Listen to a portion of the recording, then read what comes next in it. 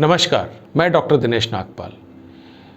मेरे पिछले 16 सालों के शिक्षा के करियर में मैं हज़ारों बच्चों से मिला हूँ। बहुत सारे बच्चे हमसे पढ़कर सारे नेशनल लेवल के एग्ज़ाम्स कैट, क्लैट, आईपीएम उनमें उन्होंने टॉप किया है, ऑल इंडिया में रैंक 1 लिया है और काफ़ियों ने ऑल इंडिया रैंक 10, 20 लिया है। इसके अलावा चूँकि मैं करियर काउंसलिंग करता हूँ तो बहुत सारे आईआईटी के टॉपर्स, एम्स का रैंक 1 ऐसे बहुत सारे बच्चों से मिलने का मुझे मौका मिलता रहता है। आज भी इस दौरान जबकि अभी लॉकडाउन चल रहा है तो भी ज़ूम पर काफ़ी सारे टॉपर्स मेरे से लगातार संपर्क साधते रहते हैं। कल मुझे एक मेल आया एक सज्जन का। उन्होंने कहा कि सर मैं चाहता हूं कि मेरा बच्चा टॉपर बन जाए और एग्ज़ाम्स में बहुत अच्छा करे, ना केवल सीबीएसई में बल्कि कॉम्पिटिटिव एग्ज़ाम में। तो ऐसा क्या होता है टॉपर्स के अंदर कि वो दुनिया से कुछ अलग काम कर जाते हैं?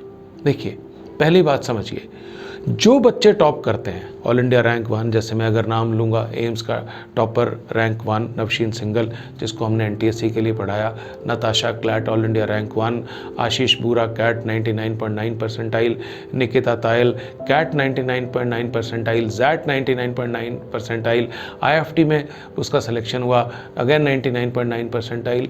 तो ये सिर्फ 4 नाम नहीं, ऐसे सैकड़ों बच्चे हैं जो हमारे हाथ से निकले। तो मैंने सोचा उन बच्चों के बारे में और उनके गुणों को एक कॉमन चीज़ निकालने की कोशिश की कि उनके अंदर क्या है।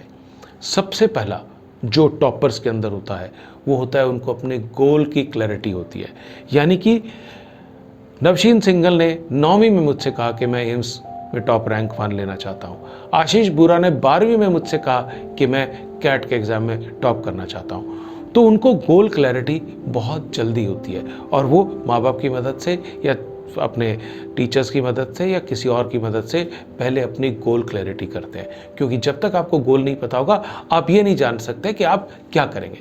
फिर जब उनको गोल क्लैरिटी होती है उसके बाद वो बहुत जल्दी स्टार्ट करते हैं। यानी कि एक इंसान का दिमाग पूरे जीवन में इतना तेज़ कभी नहीं हो सकता जितना 6 से 18 वर्ष की आयु में होता है। तो बच्चे जो जल्दी स्टार्ट करते हैं उनको बहुत बेनिफिट मिलता है। फिर ये जो बच्चे हैं पूरी तरह से मोटिवेटेड होते हैं, हाईली मोटिवेटेड, इतने मोटिवेटेड होते हैं कि एक लड़की है ईशा ढांडा जिसका ऑल इंडिया रैंक 4 था क्लैट के एग्ज़ाम में।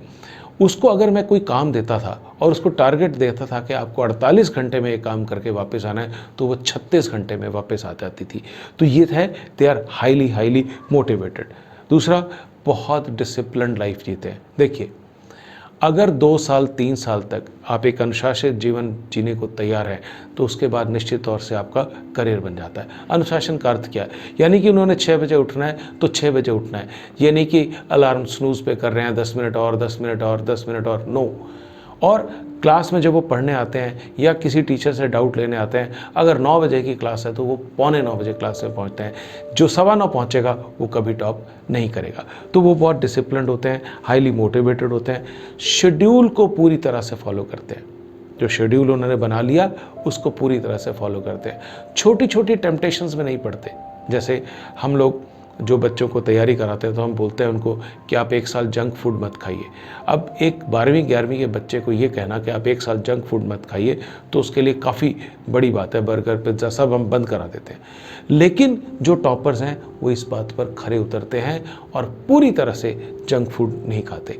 और जब वो जंक फूड नहीं खाएंगे तो नेचुरल सी बात है, शरीर में उनका मेटाबॉलिज्म अच्छा रहेगा। साथ ही सारे के सारे टॉपर्स किसी ना किसी फॉर्म में physical activity, yoga, running, cycling, walking ज़रूर करते हैं। और खाली किताबी कीड़े नहीं होते टॉपर्स। टॉपर्स किताबों के बाहर की दुनिया को भी देखते हैं, अखबार पढ़ते हैं, न्यूज़ सुनते हैं, क्योंकि अगर वो ऐसा नहीं करेंगे तो उनका दिमाग खुलेगा नहीं। इसके अलावा वो अपना एनालिसिस करने में बहुत तेज़ होते हैं। यानी कि उनको अपनी स्ट्रेंथ्स और वीकनेसेस इतनी कमाल की पता होती हैं, वो जानते हैं। जैसे मैंने निकिता की बात की तो निकिता ने जब कैट की तैयारी शुरू की, मुझे पहले दिन कहा सर मेरा क्वांट बहुत कमज़ोर है, और उसी क्वांट में उसने 99.9 परसेंटाइल लिए। तो ये अपनी कमियों को बहुत अच्छे से पहचानते हैं और अपनी जो उनकी अच्छाइयाँ यानी कि स्ट्रेंथ और वीकनेसेस का एनालिसिस उनका बहुत ज़बरदस्त होता है। और इसी कारण से जब वो स्ट्रैटेजी तैयार करते हैं, जो पढ़ने की रणनीति तैयार करते हैं, वो मास्टर स्ट्रैटेजी होती है। और एक और बहुत महत्वपूर्ण, छोटा से छोटा सवाल भी अगर उनके मन में आए, चाहे वो सिली क्वेश्चन हो, वो उसको टीचर से पूछने में, उसका डाउट लेने में कभी गुरेज नहीं करते, कभी भी गुरेज नहीं करते। और हमेशा सबसे और एक ख़ास बात रहती है उनमें, मैं अक्सर जो मेरे टॉपर बच्चे हैं, बच्चे क्या सभी बच्चों को मैं राय देता हूँ, मेडिटेशन करें, ज़रूर करें, 15 मिनट 20 मिनट। और मैंने देखा है टॉपर्स बच्चे अधिकांश किसी ना किसी तरह की मेडिटेशन करते हैं। इससे उनका चित्त शांत रहता है, मन शांत रहता है, और वो अगर पढ़ाई में अप डाउन हो जाए या किसी मॉक टेस्ट में स्कोर कम आ जाए तो उससे निरुत्साहित नहीं होते। आखिरी जो बहुत महत्वपूर्ण बात करते हैं वो, पहली बात, सिलेबस को कई बार रिवाइज तो करते ही करते हैं। उसके अलावा टेस्ट्स, मॉक टेस्ट जिसको बोला जा सकता है, सीबीएसई है तो पिछले सालों के सीबीएसई के पेपर, आईआईटी है तो आईआईटी की अच्छी टेस्ट सीरीज़, नीट की टेस्ट सीरीज़, क्लैट की टेस्ट सीरीज़, वो लगातार उस जो टेस्ट सीरीज़ होती है, जो मॉक टेस्ट होते हैं, उनको बहुत गंभीरता से देते हैं। ना केवल बहुत गंभीरता से देते हैं, बल्कि बाद में उसका एनालिसिस करके ये भी देखते हैं कि इस मॉक टेस्ट में मेरे से क्या कमी रहेगी, कौन से टॉपिक में मुझे दिक्कत है, और मैं स्कोर को कैसे बढ़ा सकता हूँ या बढ़ा सकती हूँ।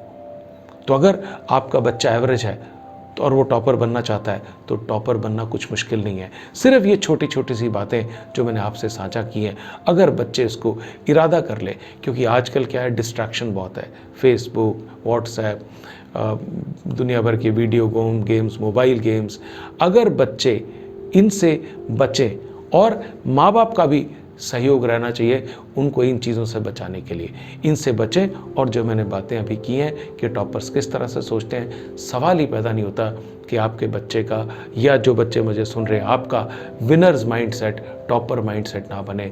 ज़िंदगी में सफलता आपको मिलेगी ही मिलेगी, आप निश्चित तौर से टॉपर बनेंगे। Thank you so much.